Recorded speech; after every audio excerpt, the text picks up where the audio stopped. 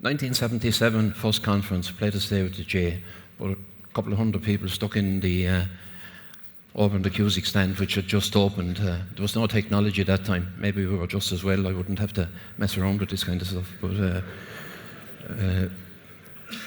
so play to stay, just as relevant today, very relevant today. Now, the what, the how, and the why. We just said, look, we're in the business of ensuring people play to stay with the GAA. And from time to time we get people, and you're probably in business yourself, and they speak about KPIs. They come into us and they speak about KPIs, key performance indicators. And I remember saying to one guy, there's only one KPI in this game: keep people involved. That's what we're in the business of. So, values, behaviours and culture. Oh, mother of God, it's fuzzy, it's vague, can be fuzzy. Let's try and put a bit of context in it. So what does what does it mean? Values, what are they? Right, an example of a value is integrity. Okay, once you have integrity, you can talk about a behaviour. So what kind of behaviours are we looking for? In my opinion, it comes down to two. Take responsibility and give 100%. That's what you're looking for. Players must take responsibility and they must give 100%. That's the behaviour you're looking for. There's others, we'll speak about them in a minute. And then, what do? You build character. The focus then moves from the me to the we, and a strong culture takes root. So you have the values, the behaviours, and then you get a culture. You look at all the good coaches, they have those. Values, behaviours, and culture. And they're essential. And culture delivers success on and off the field. And John was speaking about the importance of fun and enjoyment, and they can be built in. So values, behaviours and culture is the key to sustaining success. If you were here last year, we spoke about the farmer, and we said, without soil, the farmer will do nothing, an impossibility. So values are the equivalent of soil. Behaviours are the equivalent of seeds. And character equates with growth. And culture then is your crop. That's the end result of what you get. So if you're in the farming community, you'll be able to empathise with that. So to try and ground what we're talking about, they're pretty essential components. You won't hear them spoken about that often, but they are essential.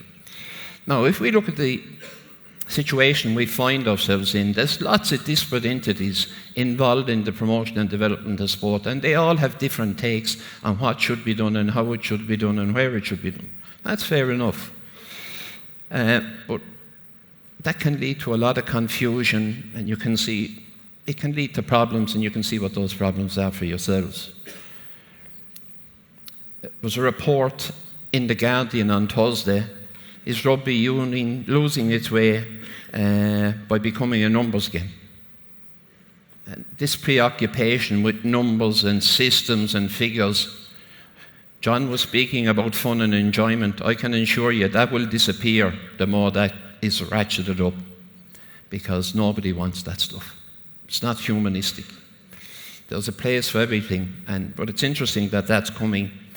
So now, I just want to look back briefly. G.K. Chesterton, he was an interesting guy, and you can read what he had to say there yourselves. And if we look back, that for me is the most intriguing photograph that you could look at. It was taken in 1908, and it was the 1907 All-Ireland final.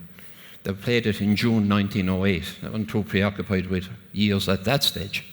And it was played in Dungarvan, and there was 15,000 people in the Fraher Field in Dungarvan for a game between Dungorney, and if you're from East Cork or West Waterford, you'll know where Dungorney is, and you'd struggle to find it in the map. It's a tiny little place. I think there might be a shop there. Dungorney and Mooncoin from Kilkenny. Mooncoin won by a point, 3-12 to 4-8. So look at it today, the All-Ireland final of 2019. The thing has moved on enormously. And thanks to people like Liam Mulvey and Peter Quinn, who had the vision to develop this stadium. The rules have been refined. Maybe, in my opinion, not refined enough, but that's another day's work. The organisation has developed nationally. That's what the GAA footprint looks like all over the country. Internationally, that's what the GAA footprint looks like. It's an incredible footprint. And I know there's people here from the international units there, and I'd like to acknowledge their outstanding work on behalf of the association. I was fortunate enough to be at the Asian Games in Bangkok last year. It was an incredible occasion.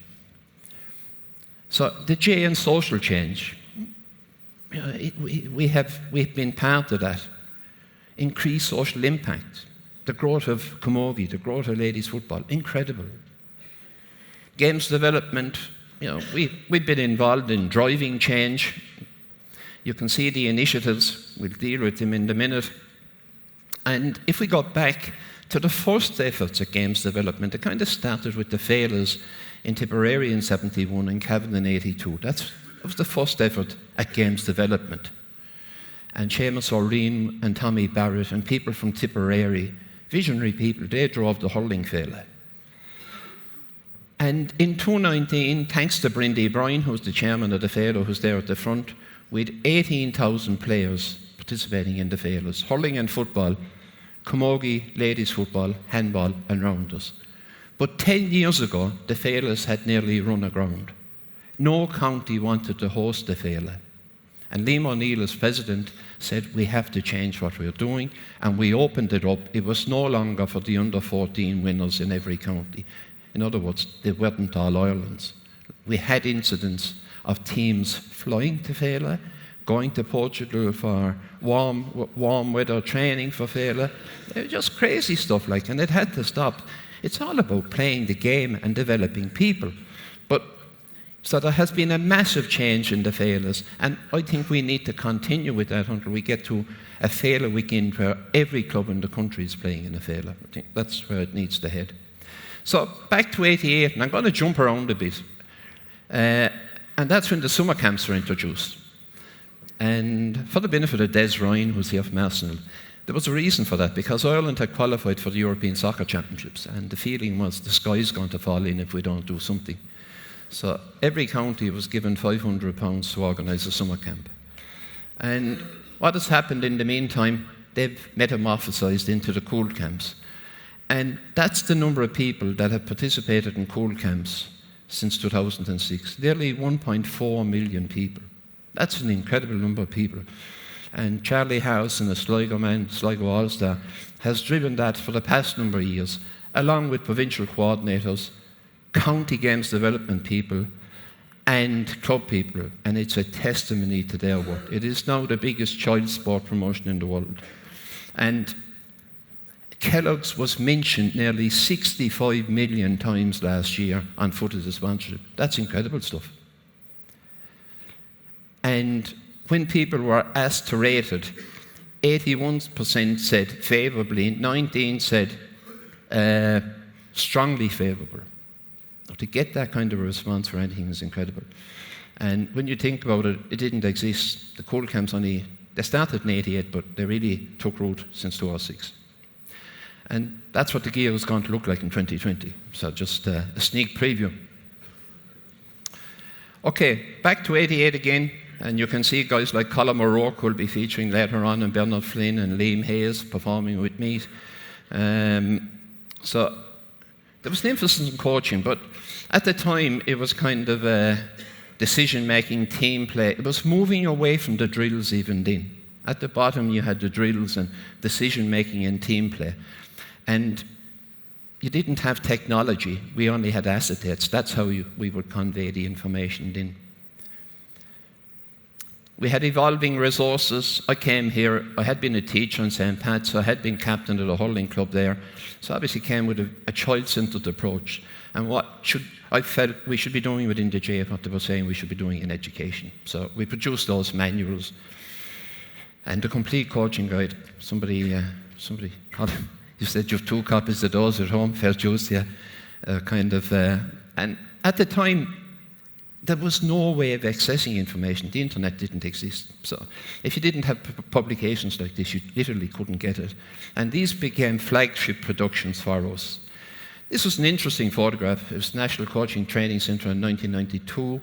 And I'm in there someplace with Ray Collin and Joe McGrath. Ray Collin representing rugby, Joe McGrath representing the FAI. And Pat Duffy was at the front, RIP now, and PJ Smith. But it was the first concerted effort to get the sports to work together. And that was interesting.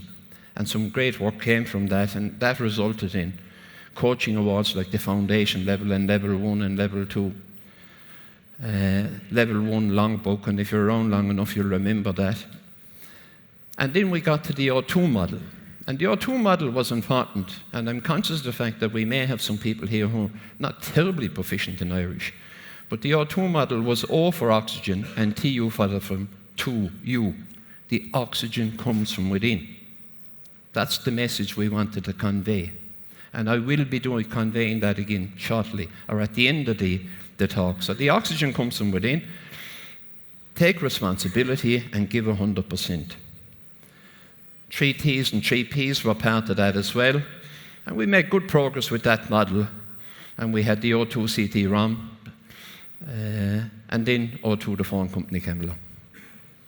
And people got confused between OTU father and O2, the bloody phone company. So we had to get rid of it, right?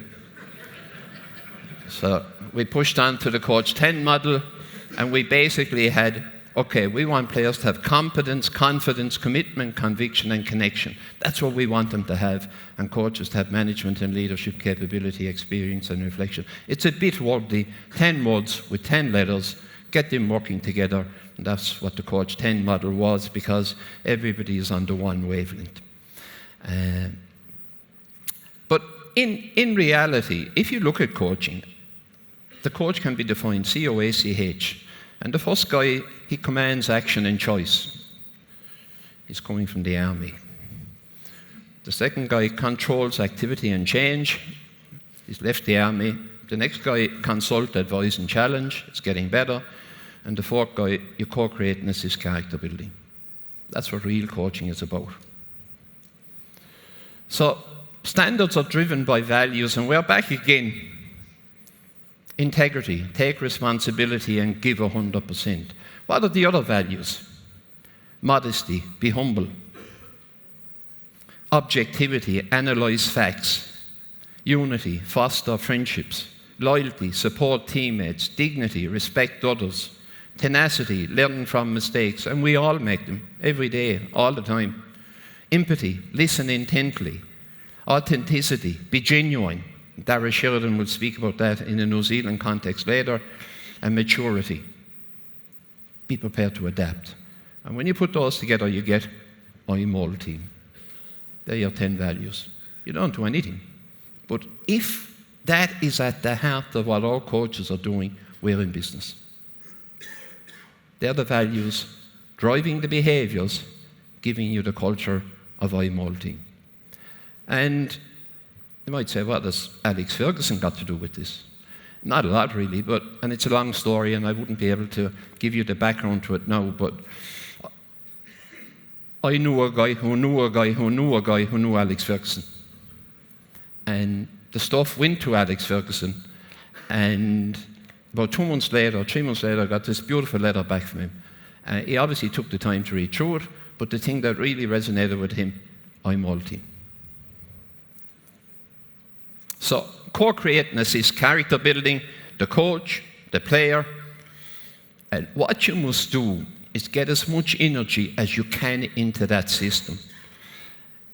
That's what coaching is all about. A team is an energy system, and you must get as much positive energy into that system as you possibly can. And these are the men that will drive the energy into that system. And we've all been around teams long enough to know that there will be people drawing energy off the system, and there'll be people pushing negative energy into the system. But the key is to get as much positive energy into that system as you possibly can. So, what I would say to you is, what step of the stairs are you on? Are you on 1? Are you on 2, 3, or 4? You're the only person that can decide. If you're on 2, go to 3. If you're on 3, go to 4. Okay, play the straight strategies. This is important. Okay, we have formal competition, and it's important in the McCarthy Cup and Sam Maguire. They're important, and they're wonderful days, wonderful occasions. Martin Fogarty, he's here.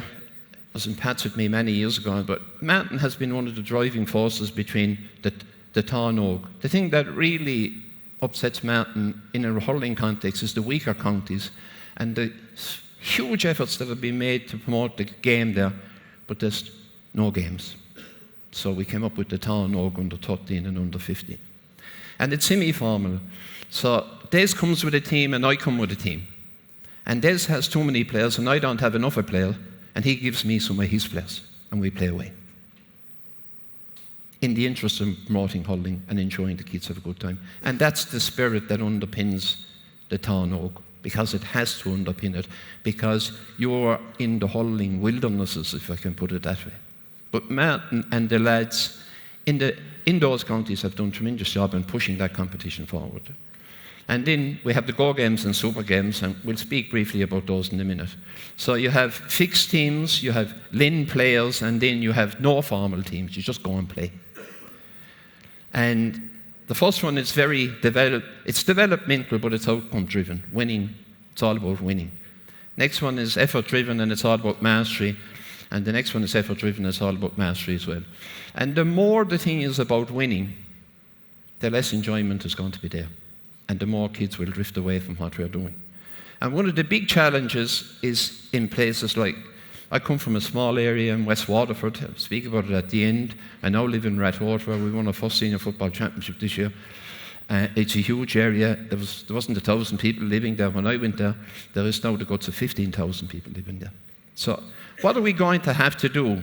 We're going to have to think about teams, satellite teams, and we can have the buds, the blackbuds, the bullfinches, the dogs and wildlife.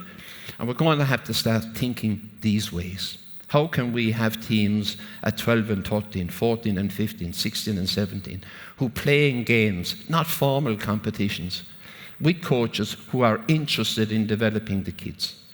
And we're going to have to, and I know we have a lot of people from the international side of things here, and Peter Ryan in New Zealand is interested in looking at this model, because you don't have the traditional club model. So we look at some model like this, and we try and pioneer it in places like New Zealand and in Asia, places like Vietnam. So back to the Go Games. 2004, they were launched at this conference. These are the kind of stats we are seeing, right? Every kid gets a go for the full game. At the time they were introduced, there was war. People did not want this stuff. And who in the name of God came up with this idea? And the idea really was backed up by research from Niall Moyne and Mickey Whelan, Dr. Noel McCaffrey, wonderful people, and we tried the thing out in DCU.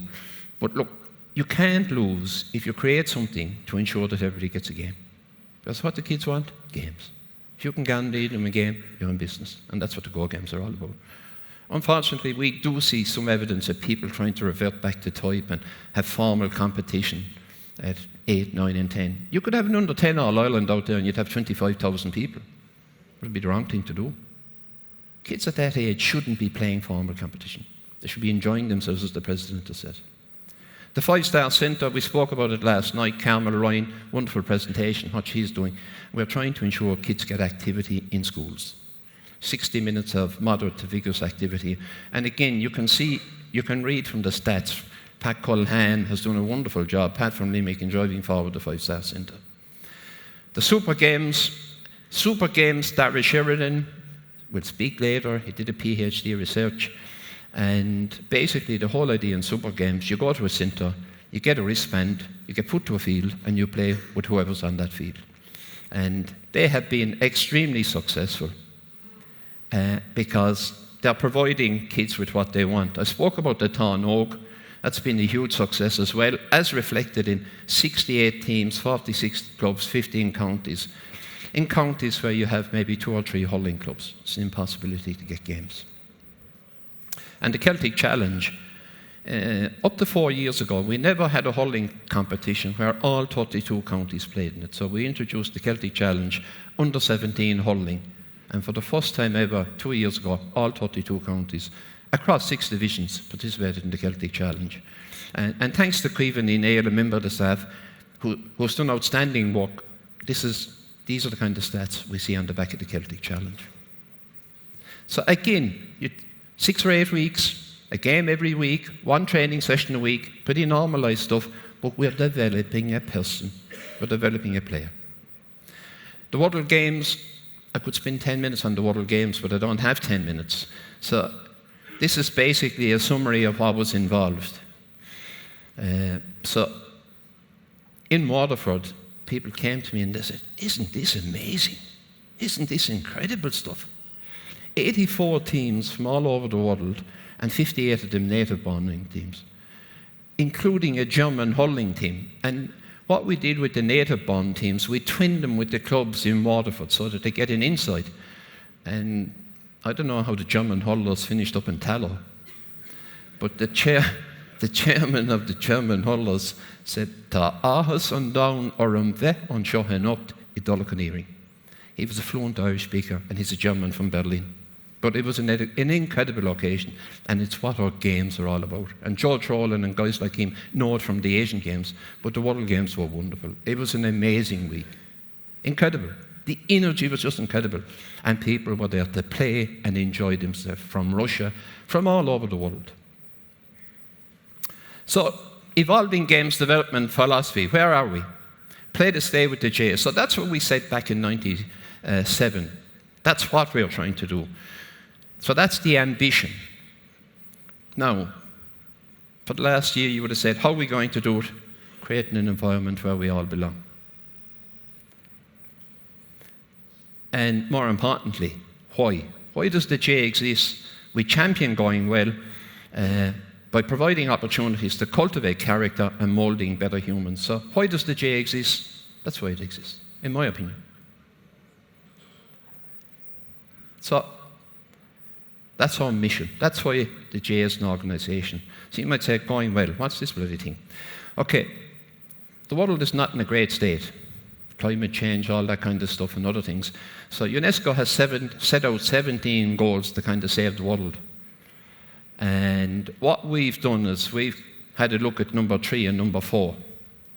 And we've taken them, so good health and well-being and quality education. We said quality education is lifelong learning.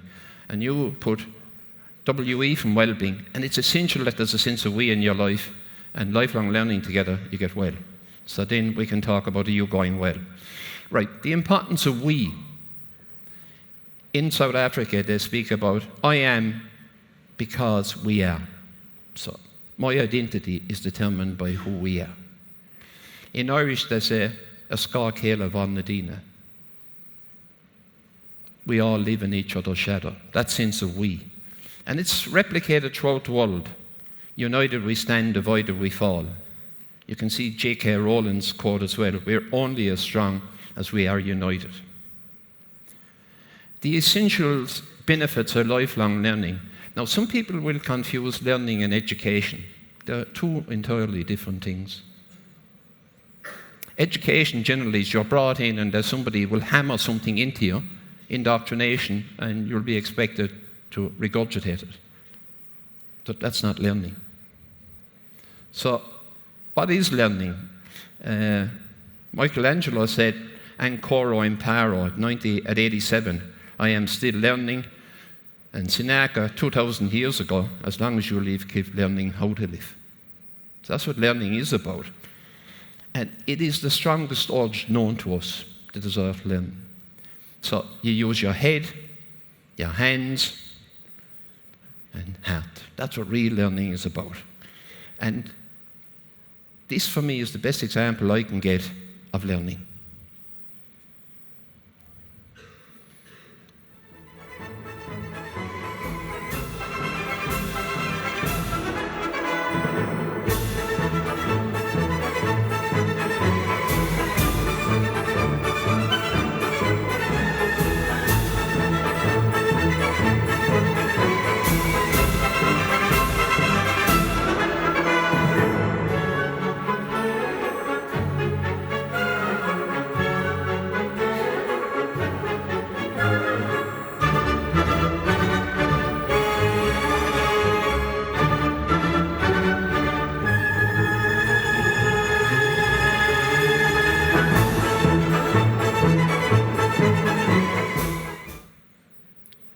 what learning is about. Nobody is going to stop me. It's driven from within. And that's what learning is really all about. And that exists within us, but sometimes by the time we're finishing education, it gets driven out of us. So the societal significance of WeLL, you can see it here, well at the heart of every community, in a kind of, and particularly in these communities, and you can read these yourselves, and then we can say, are you going well? So, is this our new WeLL? Or is it the road to hell? What's beginning to happen? The stuff is coming from without.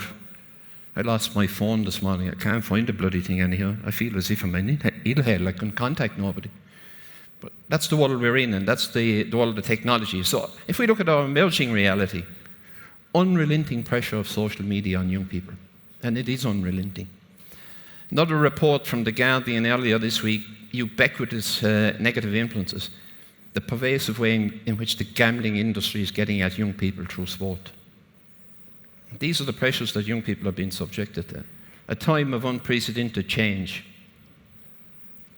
So, what are the requirements for your club to be going well?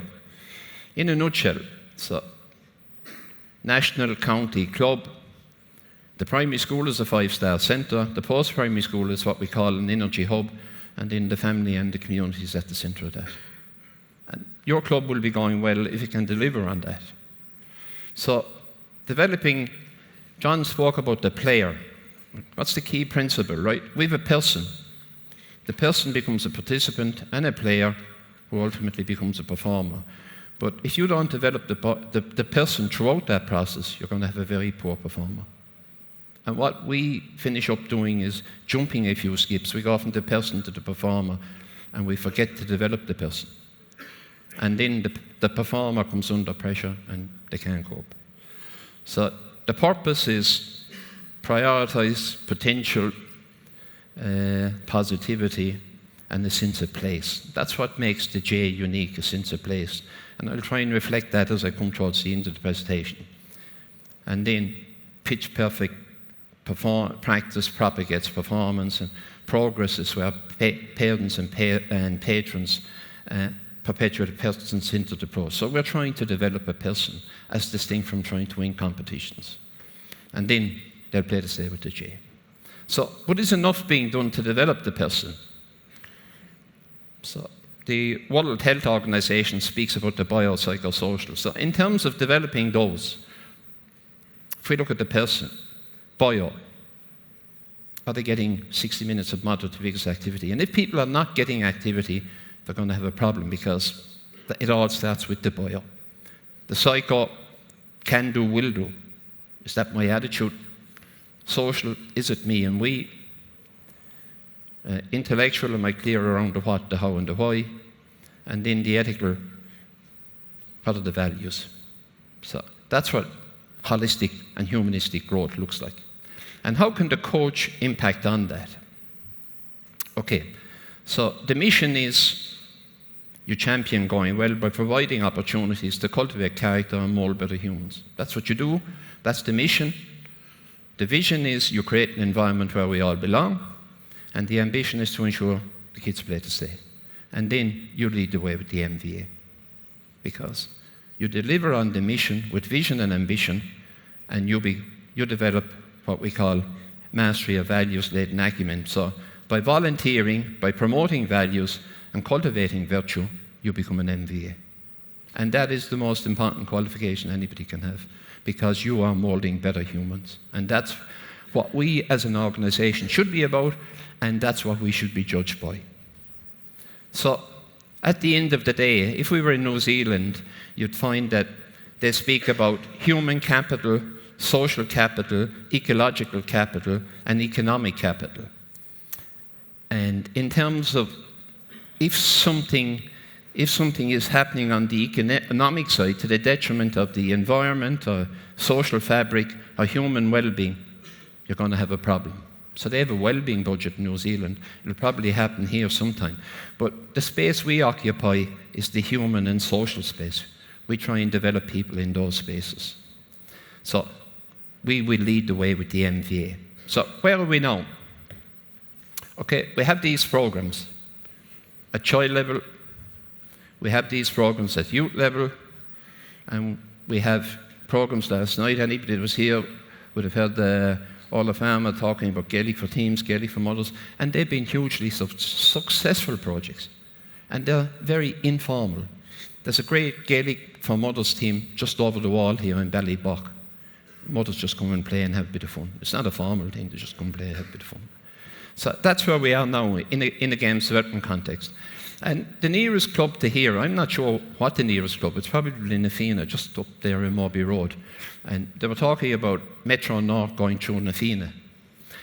And Nafina said, we're going to have to do something because we're going to lose our main pitch if Metro North goes through it. So they conducted a study, and basically they evaluated for they have 174 teams in Nafina, between male and female, boys and girls. And you're going to lose your main field and you have 174 teams, you're going to have a problem. No, they have about 15 or 16 pitches all over Dublin, including one up in John's School in St. Vincent's. But so they put a value on their work, and that's 50 million. If you had to replace the work of the 174 teams, it would cost 50 million. And if you aggregated that out, the association's contribution to society is about $1 billion, largely thanks to the work of people such as yourselves. It's an incredible contribution, and that's what makes the J unique. And when people come to Ireland, and something like 12 million of them did last year, the biggest source of query back to Default Ireland, what's this thing called the J? Because people don't encounter it elsewhere. It doesn't exist. It lives in this country, it's unique, and it's precious, and we must look after it. So the future. Do you recognize the importance of values and behaviours in terms of cultivating character and creating culture? Because that's the big challenge. That's where we are. That's where society is. Can the club transform your local community based on going well? That's done in Tipperary, I'd imagine, because it looks like the Rock of Cashel in the distance. And I was talking to somebody recently, and I can't say where or who, but he said, we have a huge problem in our club with the drink culture. It's ruining the club, it's ruining our society, and we have to try and do something about it. So I would love to see a situation where every club in the country would meet 4 or 5 times a year, and the theme of that meeting is this club going well. And what can we do as a club to ensure we are going well? And in big clubs like my own, I don't know a lot of the people in the club because we don't ever meet. But if we had 5 nights a year where everybody involved with the club and teams had to come in, I think it'd be wonderful. Just are we going well? And what are we doing to ensure we're going well at child, youth and adult level? And if it all comes down to winning competitions, that's a very, very narrow perspective on the whole thing. It's a much bigger thing than that. So the 97 conference was play to stay with the J. That was the theme. And where are we now? We're talking about lead the way with the MVA.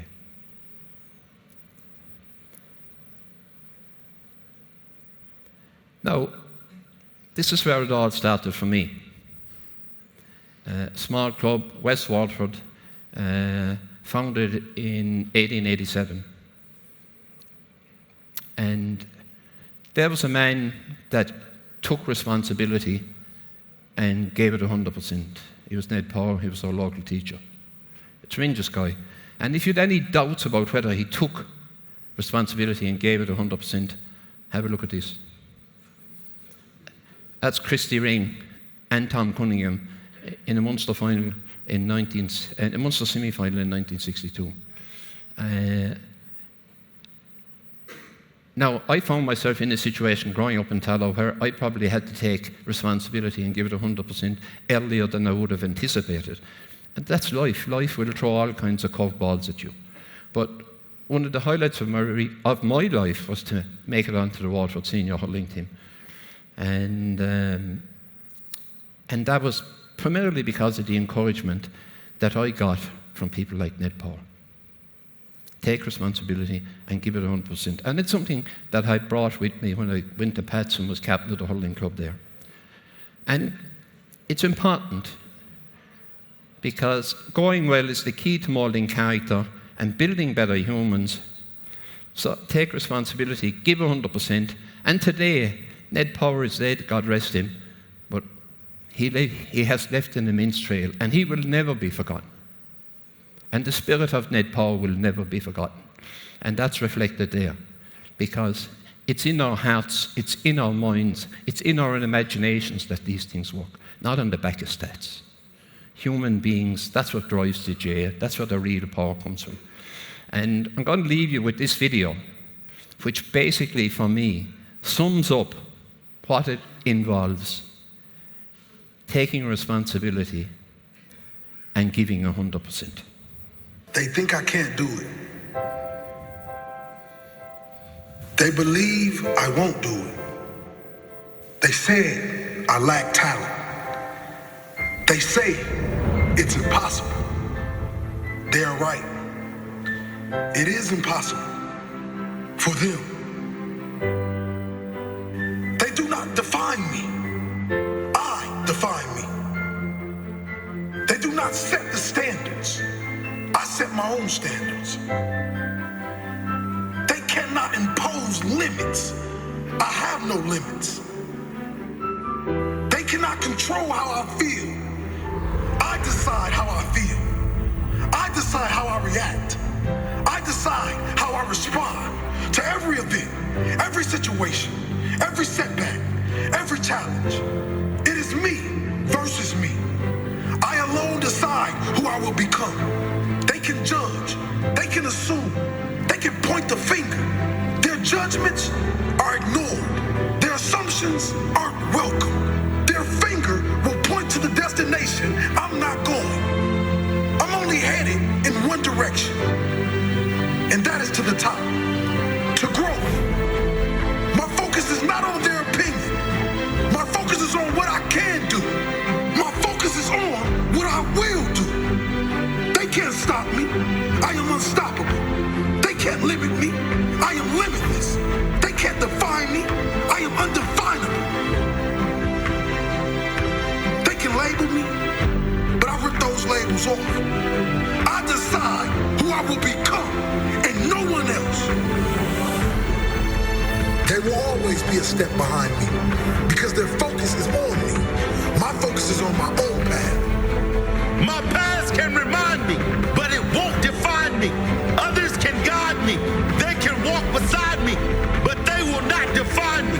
They will not limit me. They will not stop me or even slow me. My mistakes guide me. They do not define me. They are lessons, not sentences. Lessons to learn, lessons to grow, lessons to better who I was. Because who I am is much bigger, and who I will be is in my hands.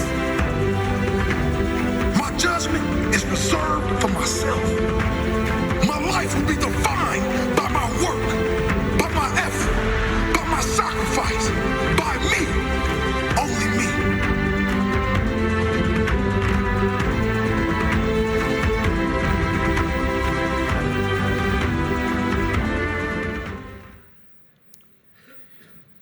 That basically is what taking responsibility and giving it 100% is all about. And my final message, and according to this clock I've 1 minute left, is if we could get every coach in the country to inculcate that into the young people that they're dealing with.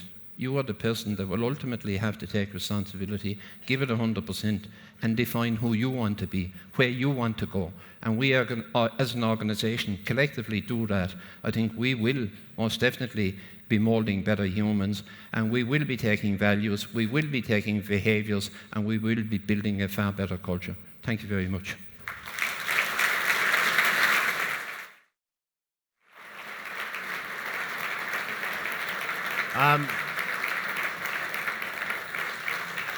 Ladies and gentlemen, it's a pleasure to listen to Pat speak. It's been a pleasure to listen to Pat talk for the last number of years, 20 years or so.